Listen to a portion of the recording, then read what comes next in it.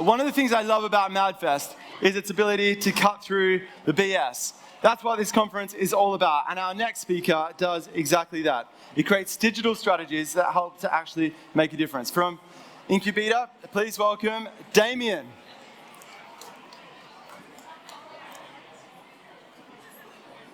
Oh. Nice. Hey, there we go. Damien, over to you. Right. Cool.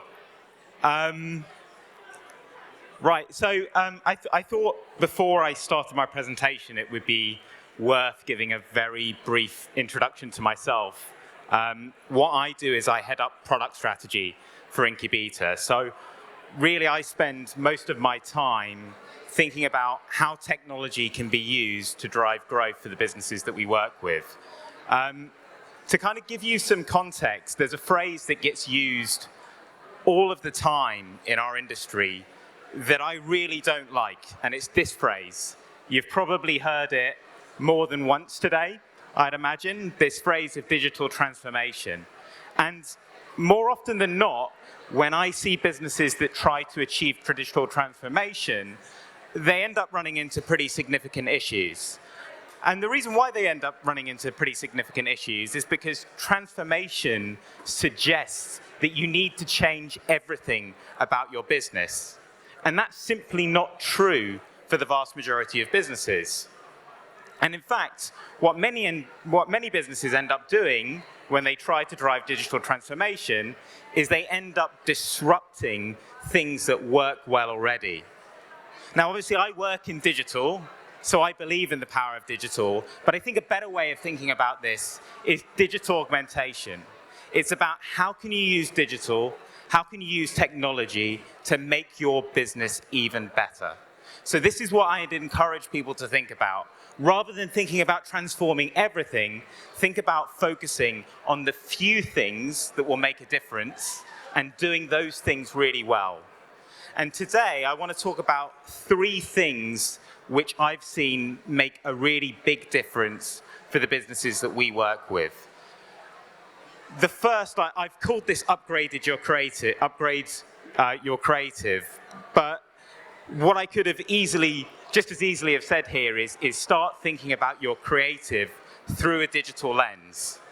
I think we've all been in meetings with creative teams, whether they're internal creative teams or external creative teams, where the creative output, the creative concept is built with a traditional asset in mind. So a TV ad, a print ad.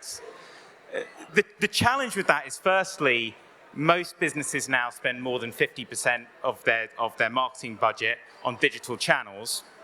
And secondly, there's a whole lot more that you can do through digital than just a static asset.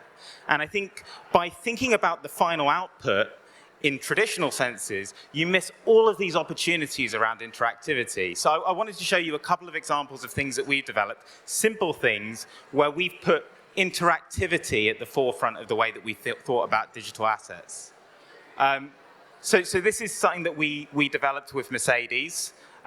Obviously, a challenging year last year for the car industry. A key part of their sales process is being able to invite people into their showrooms and show them the car in person. That wasn't possible last year, so we tried to bring some of that to life by using augmented reality so that they could expand the ads, move their phone about, and interact with the car and understand what the different features would look like. This is an example of something that we built with Disney.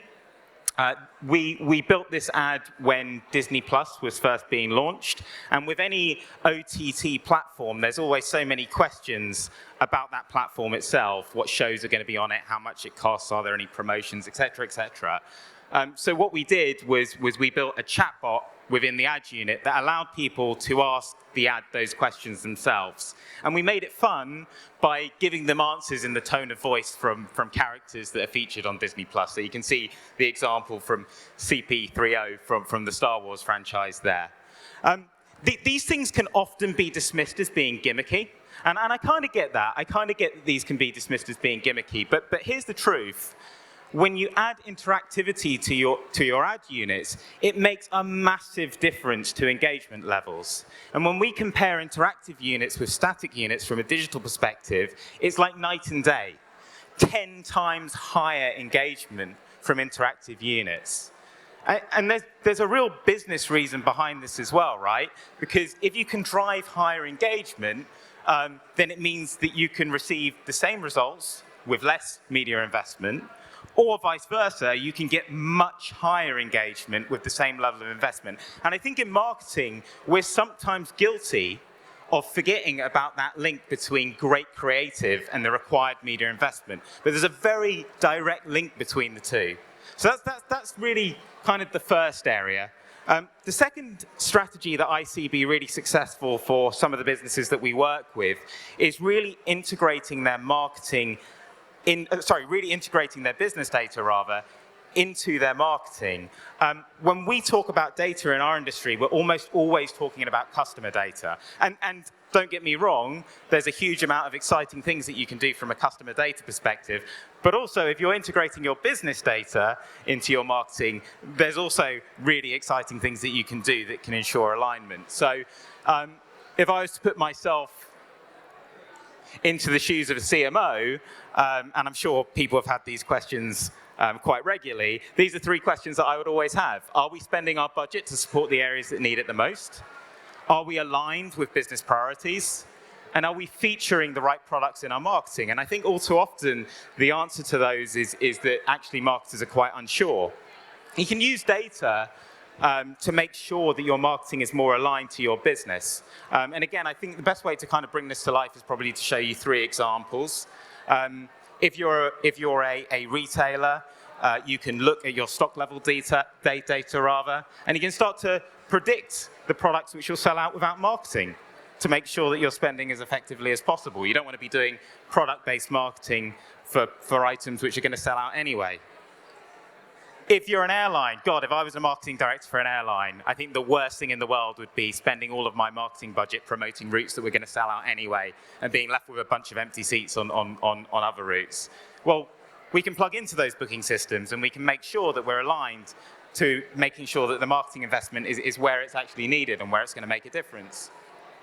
And then finally, there's so much price competitiveness data out there at the moment, and we know that this makes a huge difference to things like conversion rates. We can make sure that we're pushing the areas which are actually price competitive. You know, look, and what we do in marketing is we make investment decisions every day. And by integrating with business data, by aligning with business data, we can make sure that we're making those investment decisions in the right way. Final thing that makes a big difference is richer reporting. Good question for any marketer to ask themselves is, how much is your reporting really telling you, right? And I think if you put pressure on your reporting, you'd find that it's probably not telling you everything that you would want to know. For example, is it telling you who the customer was? For most businesses, there's a really big difference in the value of acquiring a customer for the first time versus driving sales from a repeat customer. How do they purchase? It makes a difference whether they purchase in store or online or through your app. And what product did they buy? Many businesses sell products which have wildly different margins, so surely that's something that's important to understand. And again, this is about putting pressure on your reporting to understand those things. It's not good enough to only understand at a top level what the sales number is, because there's so much more context behind that sales number. And again, you know, keeping this simple, better reporting equals better decisions. Your reporting drives the decision-making within your business. So the better your reporting, the better your decisions, and the better the value you get overall. So those are really my 3 things. I only had 10 minutes today, so I hope that's practical and there's been some things that people can take away. Think about your creative with a digital lens on. Think about how you can use data to integrate with your business and make better investment decisions. And then finally, really put pressure on your reporting. Yeah, and then kind of like the key takeaway really, I think, is don't look to change everything about your business. It's better to do fewer things really well than try and change everything. Thank you. Hold the camera. Hold on to the mic, we'll do some questions. So there's an opportunity for questions in the app if you've got any questions, so please do send them through. But Damien, I'm interested, I mean, this is a growing space, right? And in some ways it's relevant for every brand, but which industries are really starting to buy into this and take off with it? Yeah, the more competitive the industry, the more advanced it tends to be. So we're seeing some really exciting things in the retail space, for example, around how people are using data, not just to personalize their adverts, but to make them really relevant to their business. So I think, from my experience, the retail industry is often at the very forefront of what's possible within digital. Yeah, yeah. And if there was a brand that you could talk to today, like which brands do you think really need this sort of thing? I think in a way, most businesses do, right? So the only people that I would say tick all three of the boxes that I spoke to today would be pure play retailers. Right. So businesses that started as online companies, and they don't have kind of all of the legacy baggage that kind of older businesses would have. So I think that there's, I think most businesses would really benefit from kind of looking at what makes pure plays tick, how they've really accelerated their growth strategy. Yeah. And I like your advice of like not biting off too much more than you can chew type thing. What's the best way for a brand to get started on this journey? Yeah, so the first thing that you have to do is you have to assess where you're at. And that does mean looking at every aspect of your business. You have to be critical where you're not doing as well. But you also have to be confident where you are doing well. And then you need to understand the areas which are actually going to make a difference.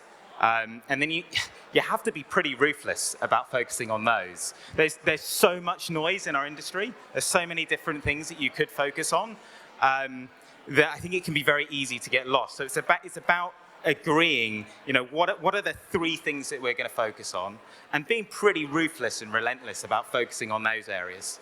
Okay, very cool. Thank you, Damien. Well, thanks very much. All right.